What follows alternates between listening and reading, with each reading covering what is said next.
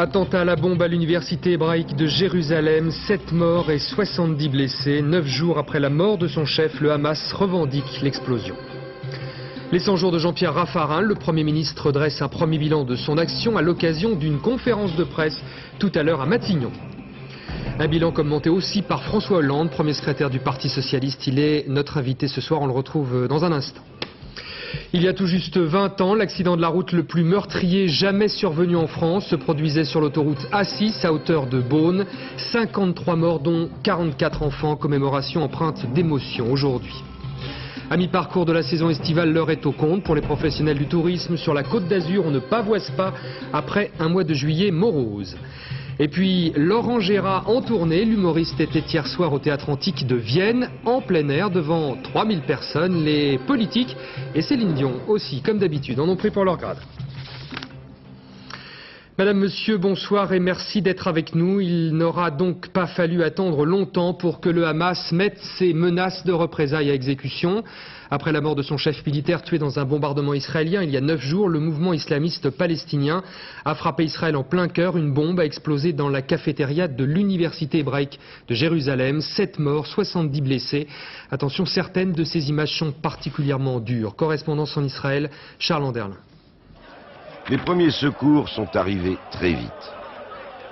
La bombe a explosé il y a moins d'une demi-heure. La cafétéria de l'université hébraïque était bondée. C'est un des lieux les plus populaires du campus. La charge était composée d'explosifs et de pièces métalliques, d'où le grand nombre de blessés. La bombe était cachée dans un sac et l'enquête devra dire comment elle a été introduite dans ce campus, en principe bien gardé. Des vigiles sont postés à toutes les entrées. Une porte-parole israélienne arrive sur les lieux pour une première réaction. Je crois qu'assez, c'est assez. Le temps est venu pour que cesse le terrorisme palestinien. Il n'y a aucune justification à la terreur. De nombreux visiteurs étrangers et des étudiants arabes israéliens sont parmi les blessés. Je dis que c'est une situation inadmissible. Ce n'est pas la manière de combattre un ennemi. C'est pas comme ça qu'on fait la guerre. C'est pas comme ça. Cet attentat a été revendiqué par le Hamas. À Gaza, le chef spirituel de ce mouvement a déclaré: voici la riposte lorsque le gouvernement israélien bombarde un immeuble où se trouvent des femmes et des enfants. À Ramallah, Yasser Arafat a condamné l'attentat et annoncé qu'il continuait d'œuvrer pour un cessez-le-feu. Oui, je précise qu'une Américaine figure parmi les 7 tués de cet attentat. En direct de Jérusalem, Charles Anderlin, on s'attendait en Israël à une riposte après le bombardement meurtrier sur Gaza. Charles, bombardement qui avait été approuvé par Ariel Sharon. Tout à fait. Dès le lendemain de cette opération, Ariel Sharon avait lancé un appel aux Israéliens leur conseillant d'être particulièrement vigilants. En fait, cette liquidation du chef militaire du Hamas était, selon les services israéliens, destinée à empêcher un attentat très important. En tout cas, hier déjà, le chef du Shin Bet, la sécurité intérieure, a révélé qu'il avait pas moins de 60 alertes à l'attentat. Alors précisément, quelle va être la réaction d'Israël maintenant, Charles ? On n'a pas encore le détail. Il y a eu des consultations ministérielles très importantes aujourd'hui à Jérusalem. On sait que le Hamas va être visé. Des mesures déjà vont être prises contre certains parents de kamikazes, des parents qui auraient été mis au courant des intentions du terroriste de commettre un attentat en territoire israélien. En tout cas, à nouveau, la région entre dans un cycle de violence. En direct de Jérusalem, Charles Anderlin, merci. L'entretien des ascenseurs à nouveau en question. À la Courneuve, en Seine-Saint-Denis, une locataire de la cité HLM des 4000 est décédée chez elle dans son appartement du 15e étage. L'infirmière qui devait venir la soigner s'était heurtée une nouvelle fois à un ascenseur en panne. Patrick Fandiot et Alain Locatio. Pour la dernière fois, elle descend les marches de son immeuble. Elle avait 72 ans, était asthmatique. Pour sa famille, elle aurait pu être encore en vie si seulement l'ascenseur n'était pas en panne depuis 2 jours. Bien sûr qu'on est en colère, elle est morte. S'il y avait tout ce qu'il fallait, elle ne serait peut-être pas morte. On aurait pu l'emmener à l'hôpital, la secourir. Mais là, elle est partie comme ça, c'est tout. On ne va pas la secourir, c'est inadmissible quand même, non? Hier, une infirmière devait administrer une piqûre à la malade qui habite le 15e étage. L'ascenseur devait être réparé. Il ne l'a jamais été. Quand je suis revenue en fin d'après-midi à l'heure prévue pour faire son injection, je l'ai appelé avant pour savoir s'il y avait une modification dans le traitement, si il s'était passé autre chose, et il m'a dit que ce n'était plus la peine puisqu'elle était décédée. Le fils de la victime se retourne aujourd'hui contre la société chargée de la maintenance des ascenseurs et contre l'office HLM. Je porte plainte pour non-assistance en personne en danger. Dans son bureau, la directrice de l'OPHLM tente de se défendre. L'état de santé de ma mère, qu'elle était. Nous intervenons et nous faisons en sorte d'avoir en permanence un ascenseur au moins qui fonctionne pour que les gens puissent continuer à accéder normalement à leur logement. Mais c'est un rythme très soutenu puisque les dégradations sont malheureusement journalières. Il y a les pannes d'ascenseur, mais il y a aussi l'insalubrité de l'immeuble, ces détritus dans le hall et ce sentiment qu'ont les habitants d'être abandonnés. Ça, c'est vrai qu'on paye ici notre loyer, mais on vit dans la merde. Je ne suis pas d'accord qu'on paye 3000 francs dans un loyer, dans une merde pourrie comme celle-là. Le bâtiment est promis à la destruction en 2004, mais aux yeux des habitants, il faut tout accélérer et leur trouver au plus vite un nouveau logement. L'affaire remonte au 1er juin dernier. À Villefranche-sur-Saône, lors d'une altercation entre des policiers de la BAC et un groupe de jeunes, un éducateur s'était interposé sans violence. En première instance, il a pourtant été condamné à 3 ans de prison ferme pour avoir insulté les policiers. Un verdict particulièrement sévère. En appel, sa peine vient d'être réduite à 10 mois ferme. Zindine Boudaoud et Dominique Bonnet. La fin d'un cauchemar pour le frère de Wissem Barka. Fait rarissime, la Cour d'appel de Lyon a réduit une peine infligée en première instance. Le jeune éducateur n'avait jusqu'ici jamais été condamné. Par rapport à la peine de 3 ans prononcée en appel, au premier jugement, on va se dire qu'on s'en sort bien. Tout a commencé dans cette banlieue de Villefranche le 1er juin dernier. Devant cette maison des jeunes, des policiers en patrouille sont insultés. Ils procèdent à un contrôle d'identité, le ton monte. Wissem Barka, un éducateur respecté, s'interpose pour calmer les jeunes, affirme-t-il. Moi j'ai vu en fait Wissem dans le jeu, d'abord il a essayé de calmer le jeu, mais suite au coup violent donné par le policier, il s'est emporté un petit peu et là il a demandé des comptes, il a demandé pourquoi est-ce que le policier s'en prenait violemment à lui alors qu'il n'avait rien fait. 5 jours plus tard, à 6 h du matin, le groupe d'intervention de la police, le GIPN, fait sauter les portes de 3 appartements. 3 jeunes sont arrêtés, parmi eux, à sa grande stupeur, Wissem Barka. Dans le dossier instruit contre ce musulman, barbu et pratiquant, 2 témoignages anonymes le désignent comme un dangereux activiste religieux. On présente ce garçon qui est un garçon extrêmement sympathique, qui fait le bien autour de lui à Villefranche-sur-Saône, qui a des activités communales qui sont magistrales. On le présente comme étant un intégriste. C'est un véritable scandale.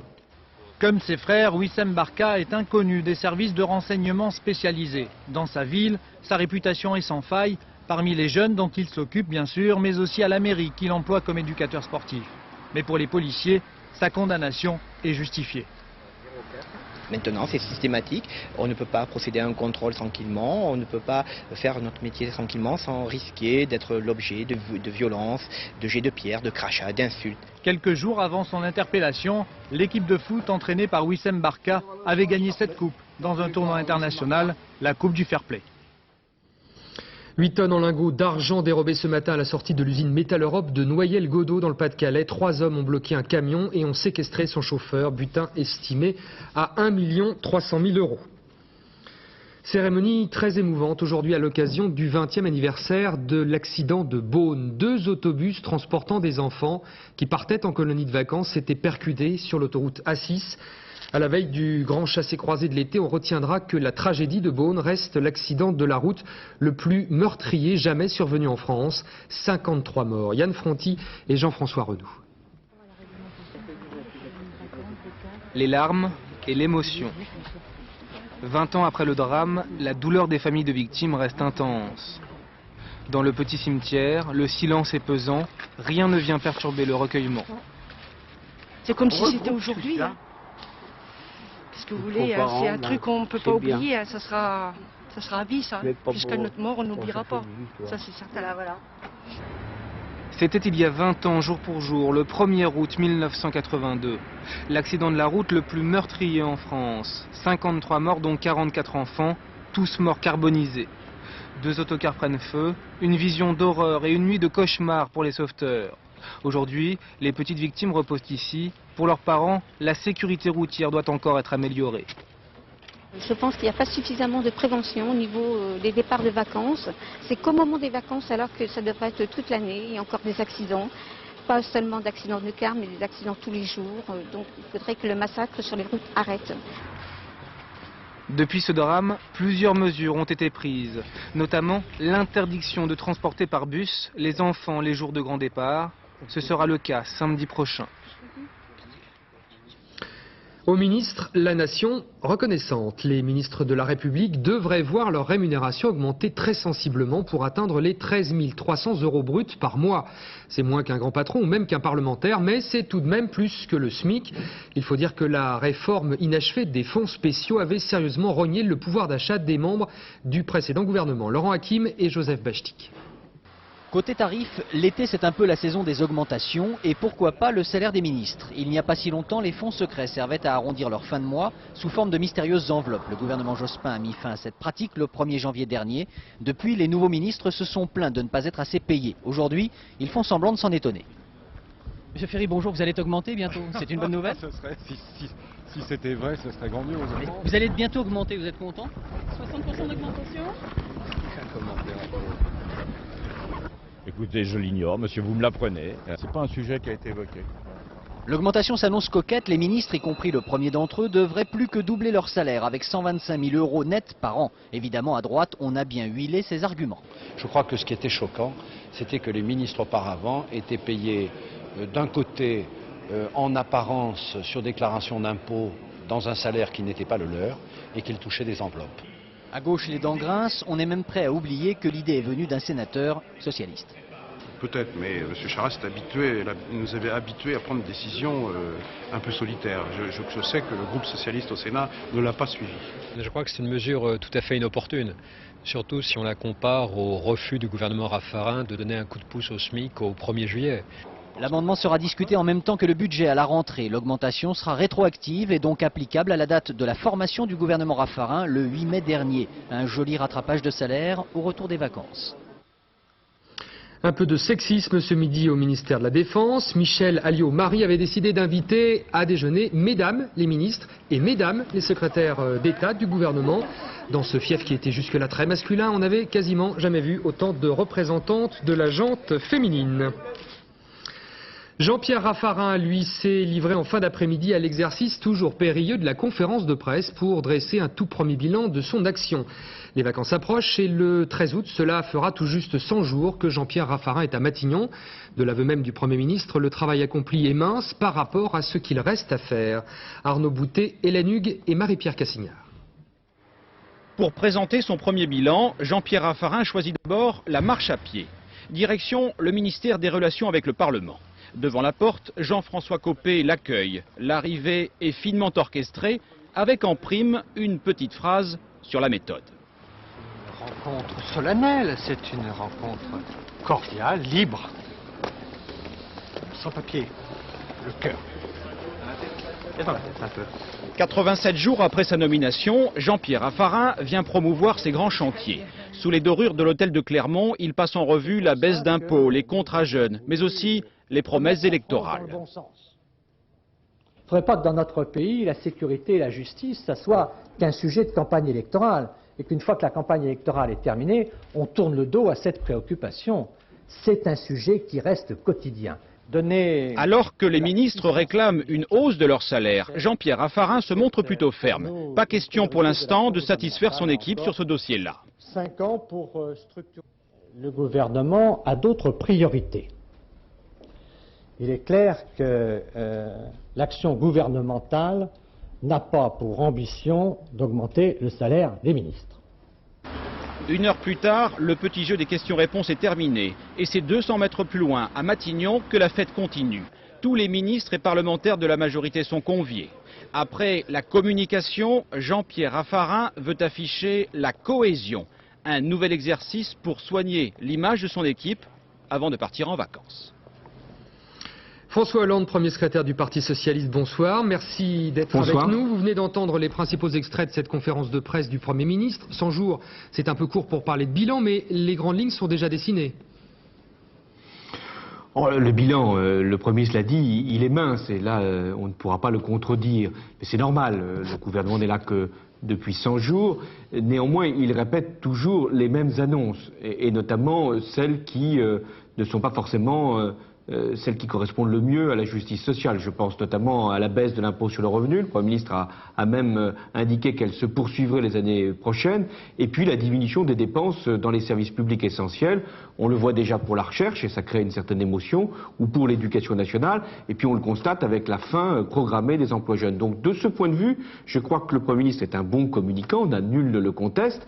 Mais à la rentrée, il va y avoir une épreuve de vérité, et on le voit bien avec le ralentissement de la croissance et la hausse du chômage. Cette épreuve de vérité risque d'être difficile pour les Français d'abord. Alors François Hollande, on a l'impression tout de même que le gouvernement a trouvé des réponses concrètes en matière de sécurité et de justice notamment.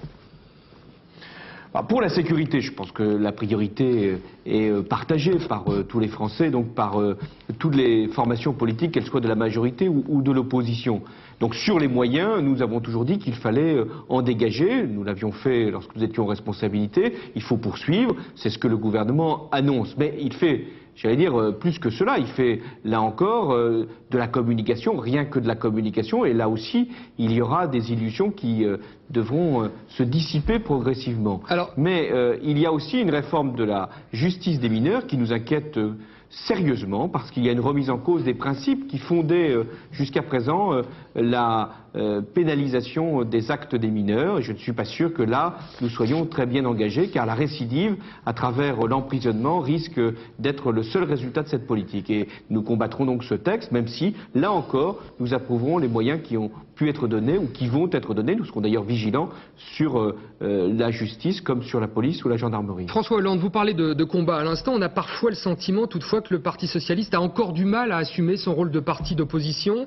Ça a été le cas sur le projet de loi sur la sécurité où il y a eu débat dans vos rangs et certains des ténors vont même comme Jack Lang jusqu'à adresser des bons points au gouvernement Raffarin. Vous-même, vous avez approuvé récemment la création des juges de proximité. Je pense qu'être dans l'opposition, ça ne signifie pas s'opposer à tout. Il y a là aussi à faire preuve d'intelligence pour le pays et de sens de l'intérêt général. Maintenant, chaque fois qu'il y a une mesure qui nous paraît aller dans le mauvais sens, et il y en a hélas de nombreuses, la baisse de l'impôt sur le revenu alors qu'on augmente les taxes sur tous les Français, notamment sur l'essence, la fin des emplois jeunes, l'octroi d'exonération de cotisations sociales sans contrepartie aux entreprises, notamment pour former les jeunes sans qualification, l'abandon des principes fondateurs de la justice pour les mineurs, là nous le disons et nous faisons à chaque fois des propositions alternatives parce que le rôle d'une opposition c'est pas simplement de contester, de protester, c'est d'être capable à terme de définir ce que peut être une politique alternative et même si nous sommes depuis peu dans l'opposition, nous devons aussi préparer les élections qui viendront nécessairement à leur terme. Précisément, la manière dont la droite a réussi à s'unir sous la même bannière UMP doit vous donner envie de réussir la même chose à gauche, j'imagine. Notre ambition, c'est de créer avec le Parti Socialiste une grande force pour le pays. Vous savez, la leçon du 21 avril, c'est quand même une crise de la politique. Et nous devons la tirer où que nous soyons sur l'échiquier politique, à droite comme à gauche, dans la majorité comme dans l'opposition. Nous allons, à travers les mois qui viennent, à travers un grand débat avec le pays, toutes ces forces vives, à travers un congrès du Parti Socialiste, être en capacité de répondre à ce qui a été un éloignement des Français par rapport à la politique. Donc nous devons traduire cette désaffection et être capables d'incarner l'espérance. En tant qu'une grande force socialiste, nous pourrons à ce moment-là attirer d'autres. D'un mot, François Hollande, la prochaine échéance pour vous, c'est les universités d'été à la fin du mois d'août. Y a-t-il une chance qu'on y voit Lionel Jospin? D'un mot. Non, je crois que ce n'est pas la place de Lionel Jospin, ce n'est plus sa place. Il l'a dit lui-même et je ne pense pas qu'il y ait besoin d'y revenir. Il a pris une décision, je la respecte et nous avons à maintenant travailler pour l'avenir. En direct du siège du Parti Socialiste, rue de Solferino, François Hollande, merci d'être intervenu dans ce journal. Après 14 ans de présidence, Charles Pasqua quitte l'exécutif du Conseil général des Hauts-de-Seine. Charles Pasqua, 75 ans, préfère au nom de la loi sur le non-cumul conserver son mandat européen. Un mandat assorti d'une immunité parlementaire bien utile alors que Charles Pasqua est mis en examen dans plusieurs dossiers. Vincent Fourcade, Rémi Poissonnier. Pour mettre fin à 14 ans de règne sur le département le plus riche de France, Charles Pasqua a joué la carte de la discrétion. Un simple courrier et l'homme a démissionné de son fauteuil de patron des Hauts-de-Seine.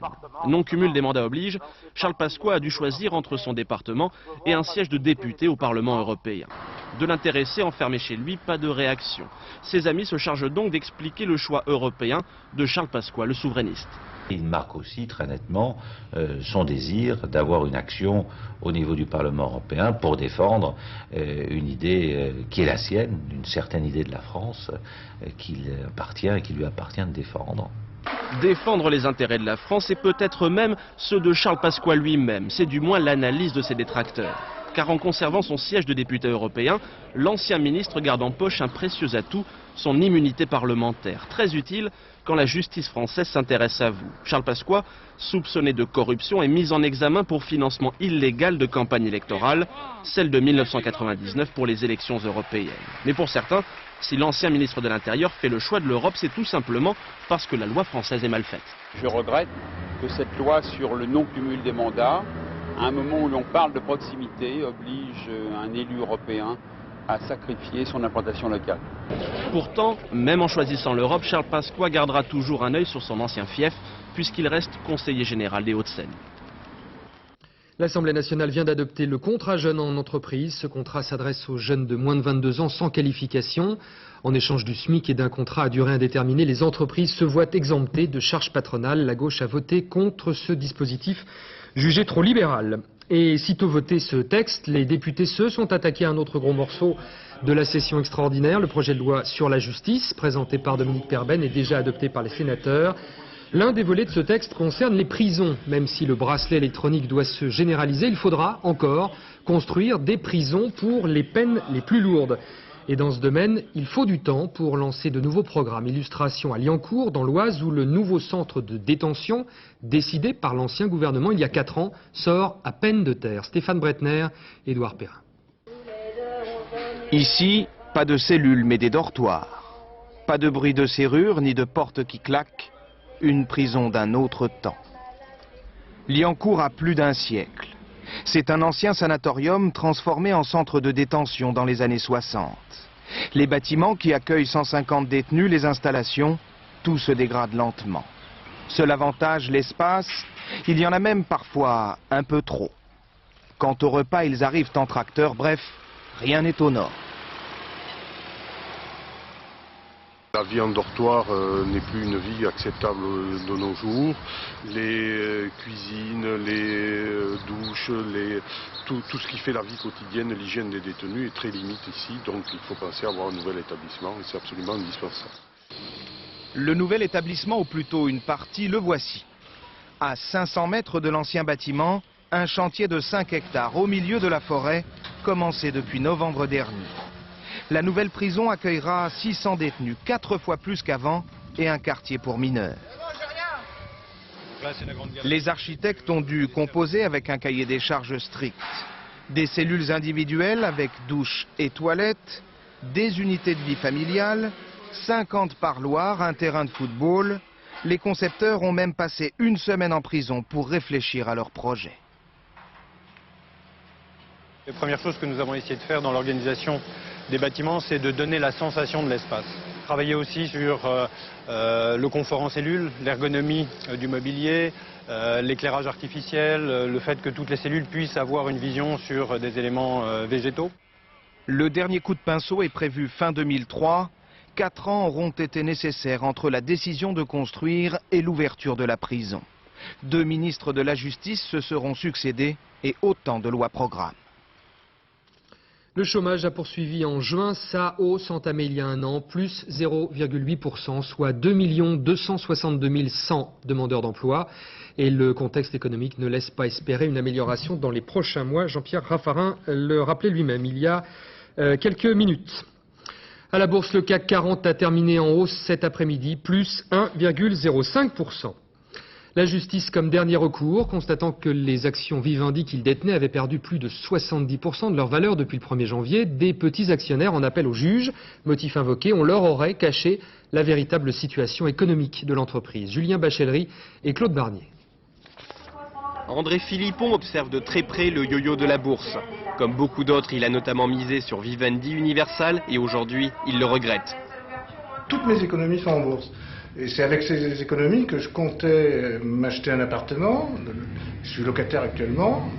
Ce portefeuille m'aide à payer mon loyer et la partie Vivendi n'est pas négligeable dans ce portefeuille. Il fait partie du millier de petits actionnaires qui s'estiment spoliés et qui ont décidé de porter plainte. En moyenne, ils ont perdu chacun 15 000 €. Il reproche à Vivendi d'avoir publié des communiqués optimistes qui ont artificiellement gonflé les comptes. L'affaire est déjà entre les mains des magistrats du pôle financier. J'ai déjà la certitude d'une solution rapide pour la bonne raison que le pôle financier et le parquet, je suis en contact permanent et les choses vont très vite puisque le juge va être désigné et je n'exclus pas des mises en examen ces jours-ci. Premier visé, Jean-Marie Messier. Des procédures sont déjà en cours aux États-Unis. Entre les Français et les Américains, la course judiciaire a commencé pour obtenir une condamnation en faveur des petits actionnaires. Cette fois, c'est devant la justice que J2M va peut-être devoir rendre des comptes. Évian sera pendant quelques jours au mois de juin 2003 le centre du monde. Ce chef-lieu de canton de la Haute-Savoie a été choisi pour accueillir le sommet du G8 organisé sous présidence française. C'est ce que vient d'annoncer l'Elysée. La station thermale au bord du Léman compte près de 8000 habitants. Le coureur lituanien Raimondas Rumšas se fait attendre. La police française, qui a déjà mis sous les verrous son épouse pour trafic de produits dopants, aimerait bien entendre celui qui a terminé à la 3e place du Tour de France. Christelle Bertrand, Benoît Gadret. Viendra, viendra pas. Pour l'instant, Raimondas Rumšas est invisible. Il devait arriver ce matin à Bonneville, mais il aurait raté l'avion. Il serait quelque part en Italie, où il tente de gagner du temps pour organiser sa défense. Sur le plan pénal, au cas même où il serait établi qu'un coureur a pris des produits, ça n'est pas pénal, ça. Il encourt à ce moment-là des sanctions sportives, mais non pas pénales. Cela dit, vous savez aussi que Rumšas conteste formellement avoir utilisé. Le juge Guédon souhaite pourtant toujours entendre le cycliste, même après cette révélation d'une source proche de l'enquête. Le contrôle antidopage subi par Rumšas le 22 juillet serait négatif. L'affaire prend aussi une tournure diplomatique. Demain, l'ambassadrice de Lituanie en France se rend à Bonneville pour rencontrer le procureur et la femme du coureur écrouée depuis hier. Oui, le ministre des Sports, Jean-François Lamour, a annoncé aujourd'hui un décret à l'automne pour renforcer la lutte contre le dopage. Cérémonie de sanctification au Mexique pour Jean-Paul II. Le pape a prononcé la canonisation de Juan Diego, premier Indien d'Amérique à être sanctifié. Et une nouvelle fois, le souverain pontife a reçu un accueil rempli de ferveur. Envoyé spécial, Isabelle Stess. C'est une ferveur hors du commun. Des millions de fidèles qui acclament Jean-Paul II le long d'un parcours de 19 km à travers Mexico. Jean-Paul II, notre frère, tu es un vrai Mexicain. Il y a 23 ans, le pape leur avait offert le premier voyage de son pontificat au crépuscule de son règne. C'est la 5e fois qu'il vient au Mexique. On ressent de l'amour. C'est merveilleux ce que le pape représente pour nous. Pour les Mexicains, il est comme Dieu. À cause de mon âge, je ne le reverrai pas. Moi, j'ai le même âge que le pape. Dans la basilique Notre-Dame de Guadalupe, le pape offre aux Mexicains saints, indiens, pour la première fois, un jeune paysan auquel serait apparue la Vierge il y a 4 siècles. Les Mexicains lui doivent leur foi intense.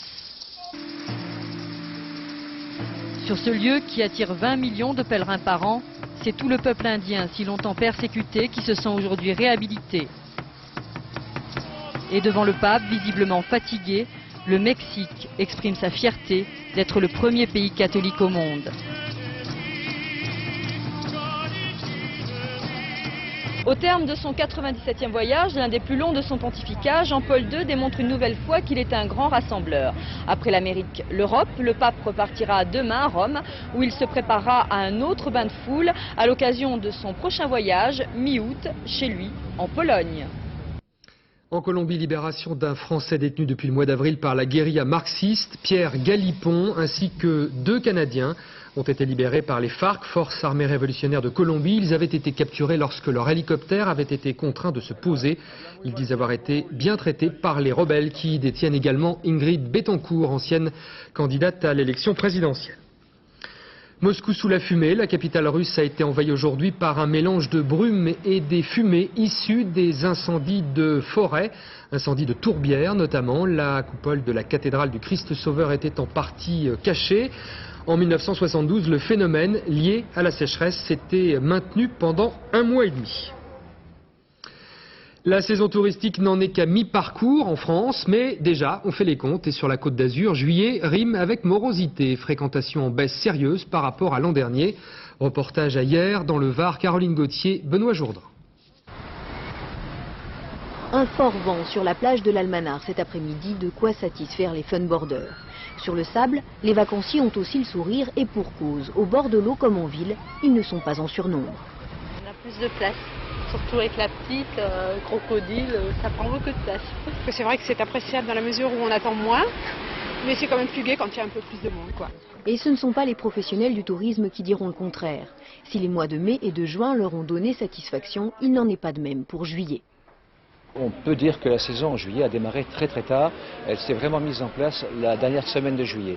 Des campings que je connais ont vraiment commencé à se remplir vers le 20 juillet. Autant les années 2000 et 2001 ont été de bonnes années, autant l'année 2002 est vraiment catastrophique à ce niveau-là. La faute à l'euro, aux 35 heures, à la bourse ou à la météo, c'est selon, mais toujours ce même constat. On n'attend plus l'été pour dire on va se refaire, quoi. Il faut faire bien l'hiver pour arriver à faire l'été, quoi. Si on veut travailler, il faut faire vraiment des prix sympathiques, quoi. C'est-à-dire, par exemple, vous faites Nous avons des moules frites à 8 € avec un gros saladier, une grosse quantité pour essayer d'attirer la clientèle. Sympathique, sans doute, mais surtout le signe que, désormais, le touriste se mérite et pour cela, il faut l'appâter, le divertir, sans pour autant le ruiner. On reste sur les plages où il est parfois difficile d'échapper à la publicité. Il ne vous a sans doute pas échappé que certains s'employaient à réveiller vos pulsions de consommateurs, même lorsque vous êtes allongé sur votre serviette. Pour cela, ils ont trouvé un moyen imparable, l'aéroplane, avec une banderole vantant les mérites d'un parc d'attractions ou d'un supermarché du cru. Reportage sur ce vrai business estival au Lavandou, Isabelle Quintard et Bruno Vignet. Même si certains ne le voient pas forcément, le ciel est à vendre. Il suffit pour cela de lever la tête. La publicité aérienne, cela fait partie du paysage. Sur les plages, on s'est habitué à ce média presque comme les autres. J'avais 10 ans, on commençait déjà à regarder les publicités derrière les avions. Pour moi, ça n'a pas tellement évolué. C'est un moyen de toucher au maximum la population, puisqu'à cette époque de l'année, on est tous sur les plages. En moins d'une dizaine d'années, on est passé d'un marché très local à vraiment on a capté les gros annonceurs nationaux, voire internationaux, et on fait des campagnes d'affichage au même niveau que les autres médias avec lesquels on travaille de plus en plus main dans la main. Le billet d'entrée pour une campagne estivale coûte 30 000 €, soit 3 à 50 fois moins cher qu'une campagne classique, et ce n'est pas le seul avantage. C'est estimé que les gens passent plusieurs secondes sur ce message, ils ne sont pas au volant à voir une affiche quand ils passent, ils ne sont pas dans leur voiture à zapper de radio éventuellement s'ils écoutent le message. Là, ils sont tranquillement sur la plage, donc c'est des bons contacts, ce qu'on appelle nous en pub des contacts utiles, et à ce prix-là, c'est abordable. Une vingtaine de campagnes est prévue sur le littoral varois cet été, mais ne croyez surtout pas que la publicité soit la seule invitée dans le ciel. Pour un peu plus de 500 €, vous pouvez vous offrir une demande officielle en mariage. Seule la réponse n'est pas garantie. Et si vous ne savez pas quoi écrire, vous pouvez encore parler de la pluie et du beau temps. Voilà, la température de l'eau est idéale, c'est sympa. À 2 jours de la reprise du championnat de football de Ligue 1, c'est comme ça qu'on dit, on dit plus première division, on dit Ligue 1, eh bien Lyon se prépare avant son déplacement à Guingamp. Les hommes de Paul Le Guen échapperont-ils à la malédiction qui frappe les champions de France en titre? Depuis 10 ans, en effet, aucun vainqueur du championnat n'a réussi à récidiver l'année d'après. Julien Hérichon, Sandrine Papin. Seule la victoire est belle, mais n'y a-t-il pas de plus précieux succès que ceux que l'on confirme? Lyon veut éviter les lendemains qui déchantent. L'an dernier premier du championnat, et si cette année, c'était bis repetita. Pour préparer au mieux la saison, les Lyonnais ont effectué un stage au Centre national de Clairefontaine. À quelques exceptions près, le groupe de joueurs n'a pas changé. Sur le papier, comme on dit, l'équipe est sans doute la meilleure de France. Encore faut-il garder la motivation. Tout le monde repart de zéro, donc il y a une grosse motivation de tout le monde, une envie de prouver. Et c'est vrai que cette saison, je crois qu'en plus que la saison dernière, il y a encore vraiment tout le monde est mis sur le même pied d'égalité. Communément, on appelle ça la malédiction du champion. La fête et puis après. PSG, Auxerre, Monaco, Lens, Bordeaux, Nantes. Depuis 10 ans, aucune équipe n'a pu conserver son titre. C'est l'échec au roi. Le 4 mai dernier, Lyon devenait champion de France. Aujourd'hui, l'OL a le mérite d'être prévenu. Pour récidiver, il faut gérer le surplus de matchs dû à la Ligue des Champions et il faut apporter du sang neuf. Je suis déterminé à éviter cette décompression d'après-titre. C'est vrai qu'il va falloir lutter contre cette euphorie qui succède à un titre, mais il n'y a pas non plus de malédiction. La réussite de l'OL passe peut-être par lui. Paul Le Guen a remplacé Jacques Santini, parti entraîner l'équipe de France. Des titres, Le Guen n'en a jamais gagné en tant qu'entraîneur. À lui de combattre le cygne indien, de prouver qu'un vainqueur peut encore avoir le goût de la victoire. Natation, lors des championnats d'Europe à Berlin, dans l'épreuve reine du 100 mètres, Peter van den Hoogenband confirme sa suprématie sur Popov, l'ancien tsar du sprint. Le Hollandais l'a emporté en 47 secondes 84 à 2 centièmes de son record du monde. Déception pour le Français Romain Barnier qui échoue au pied du podium pour un tout petit centième de seconde. Après les 2 médailles de bronze obtenues hier, la performance du Marseillais témoigne du renouveau de la natation française. Laurent Gérard est en tournée tout l'été. Hier, l'imitateur à la dent dure s'est produit en plein air dans le théâtre antique de Vienne. Et comme il se doit, il a mis en boîte Céline Dion et les hommes politiques. Pauline Révenaz et Guillaume Viard l'ont suivi jusque dans les coulisses. Aventure en aventure, de train en train, de port en port. Une chanson de Serge Lama, interprétée par Massias. Ou par Dassin. C'est tout le talent de Laurent Gérard. Pour démarrer sa tournée en France, il a choisi la ville gallo-romaine de Vienne.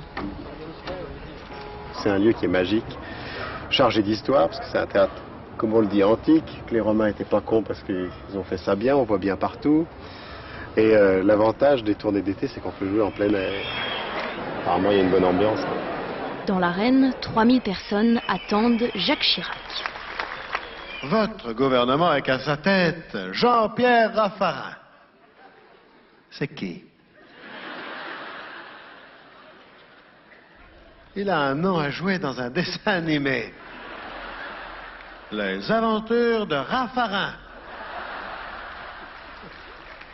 Il y en a un qui l'a eu dans le vase, c'est Sarkozy. Hein, il n'était pas content. Ah oui, j'étais pas content, oui. Ah, moi, je la voyais gros, ma place de Premier ministre. Hein. Ils m'ont mis à l'intérieur, mais je suis souvent à l'extérieur, finalement. Hein. Et en Johnny Hallyday, il n'est pas mal non plus. C'est vrai que j'ai marché dans le blues, et... ça porte bonheur. Du pied gauche. Mais je n'ai... Du bonheur, j'en ai eu, mais je n'ai pas toujours été bonheureux. C'est vrai que j'ai été aussi malheureux... en Namur. En tournée sur les plages jusqu'au 15 août, Laurent Gérard prépare son retour à Paris pour la fin de l'année, à l'Olympia. Quelques notes de musique, ce qui nous permet d'enchaîner avec la nouvelle chanson française qui a trouvé un digne représentant en la personne de Benabar. Benabar, c'est l'une des révélations de cette année. Et comme Henri Salvador a porté le jeune chanteur sur les fonds baptismaux, il y a fort à parier qu'il ira loin. Portrait signé Olivier Lenuzza et Yann Moine. brosse à dents dans la salle de bain. Du savon sans savon, et ses cheveux, c'est certainement pas le mien.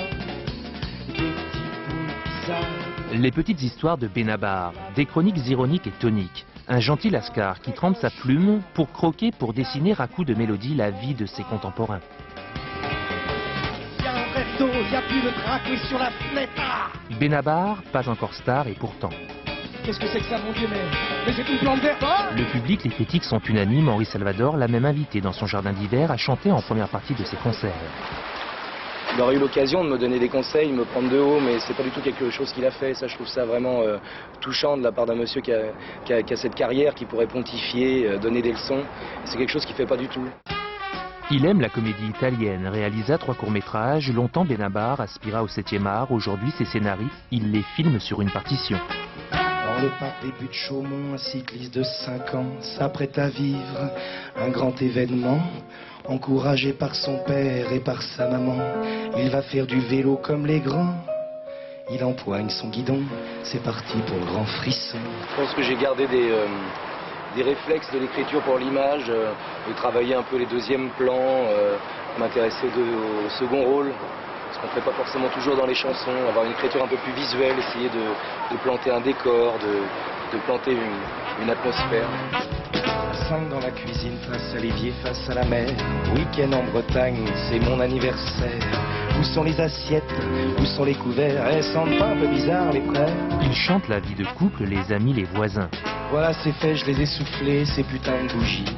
Je suis pas amer, j'ai juste les nerfs, j'ai pas dormi. Vous avez tous annexé les jolis chants d'amis. Benabar, à la fois cynique et romantique, est un conteur, un poète du quotidien.